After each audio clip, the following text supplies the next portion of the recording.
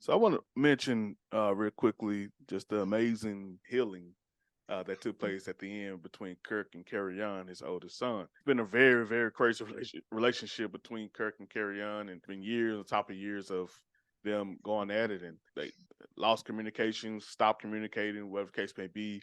And we don't know all the details, of course, but it took this situation, and KERRION, the very moment he saw that he found his biological father or found this truth, he broke down, and that created that moment of them reconciling. I want to ask you guys, what's your response to that, reaction to that, and why do you believe it took this, in order for that togetherness to come to pass? I think that was very, I'm gonna try to say the word cathartic. I think that was therapeutic. I don't know the son's name. Is it Keon? What is it? KERRION. KERRION. I'm not gonna remember that. KERRION is broken because Kirk was broken. So it's obviously a generational thing. And knowing, I'm sure he knows, obviously, the hurts and the ups and downs that Kirk had to go through. So I think from a standpoint of understanding, my daddy didn't know his daddy, or my daddy didn't know his family for the most part. So that's why he can't love me the way I want to be loved. And then also as a man, he can understand there's a hole in my father's heart, or there's a hole in this man's heart. Like, he's been all around the world. Everyone loves him, millions of followers, but he's still broken. So I think it was a twofold thing. And how Kirk was displaying all that information to him, how he was just like, it seemed like he was so depleted and he didn't know how to handle it. It wasn't like, it felt like a father and son moment, but it also felt like this is what it's been building up to. I'm finally here. So I really feel like it was a duality of those two scenarios. And just a quick side thing, you guys know the story, but I had to tell my son Malcolm that my ex-husband was not his biological father.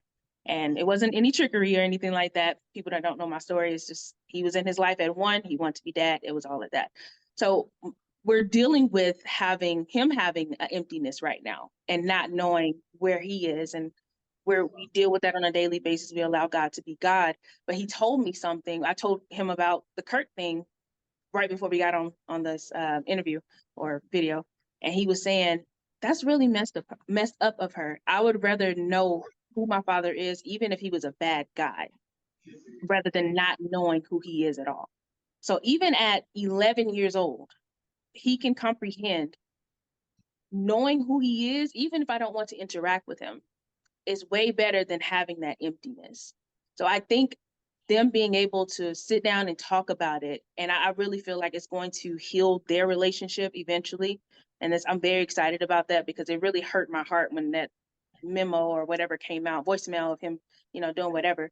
So I really feel like being able to be, once again, vulnerable with your children, with your certain people in your family, is beneficial in the long run. Yeah, I want to say I love the way Precious handled her situation with Malcolm. You handled it perfectly in my mind. I know that was very difficult, and it was going to come up probably someday, better sooner than later.